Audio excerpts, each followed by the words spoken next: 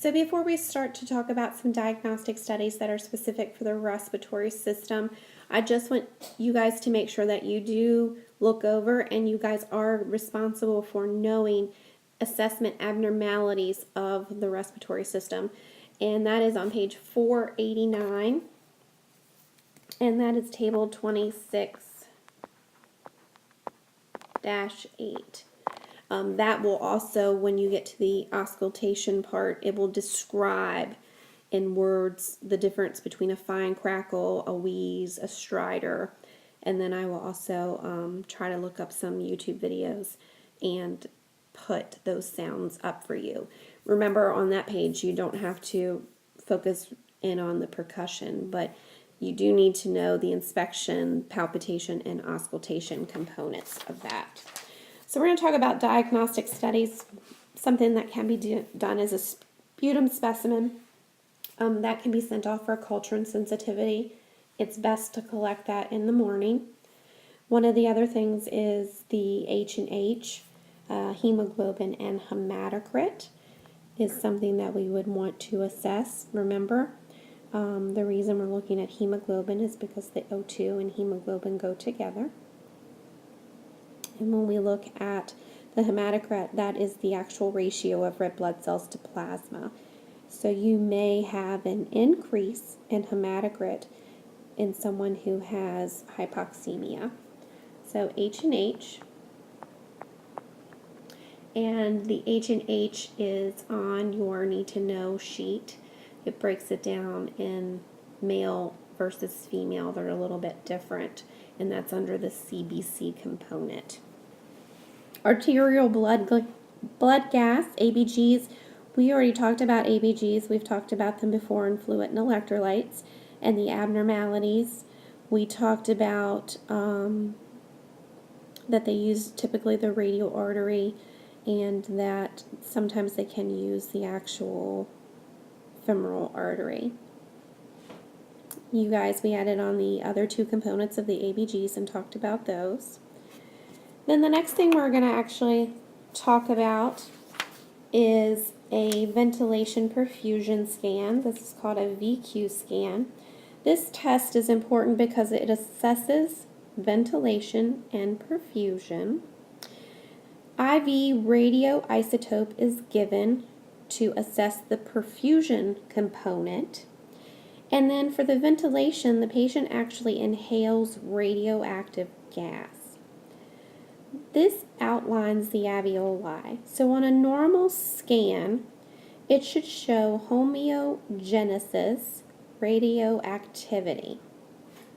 But if I do not see, or I see a decrease in radioactivity. So when you think about radioactivity, you have to think about when dye is injected or ingested, it lights up like a Christmas tree. So if we see a decrease in that lighting up, there is some kind of lack of perfusion or airflow. So when we look at ventilation without perfusion, that usually will suggest a pulmonary embolus. So this is one of the tests that are done to try to evaluate if a person has a pulmonary emboli. There really is no preparation prior or after the test as far as nursing responsibility goes. The other thing that can be done is a pulmonary angiograph. This is where we're actually trying to locate a obstruction. Contrast dye is injected in through a catheter into the pulmonary artery or the right side of the heart, and then they take actually a series of pictures in order to determine a diagnosis. With this one, there's no prior nursing responsibility. After, however, you need to check the site after the procedure, monitor blood pressure, pulse, and circulation distal to the injection site. That sense, it's very similar to the cardiac cath.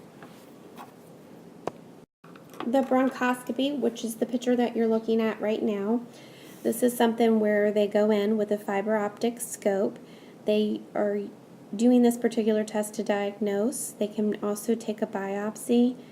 They can also do an assessment of any kind of changes. They can also go in to suction mucus plugs or do something called a lavage or washing of the lungs, or they can also go in to remove foreign objects. So if you have someone who's aspirated on something, it's possible that they could use a bronchoscopy to go in and retrieve that. For this particular test, you as the nurse are responsible for making the patient NPO 6 to 12 hours prior. They do have to sign a consent form.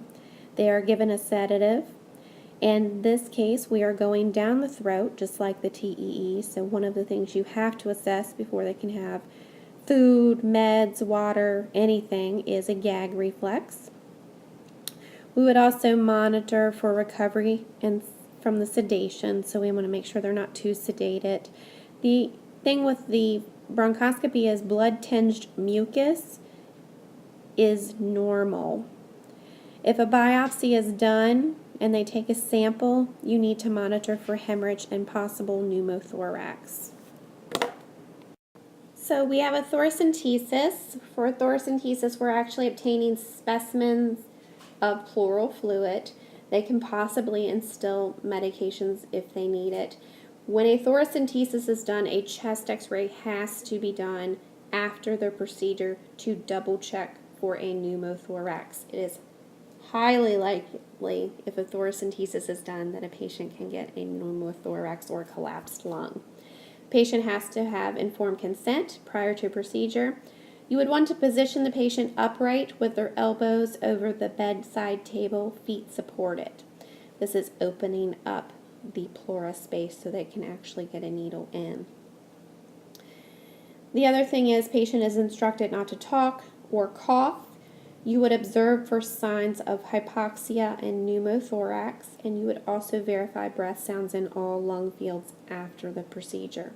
You should encourage the patient to deep breathe in order to expand the lungs, and then if any fluid is obtained, all of that fluid would need to be labeled and sent to the laboratory to be tested.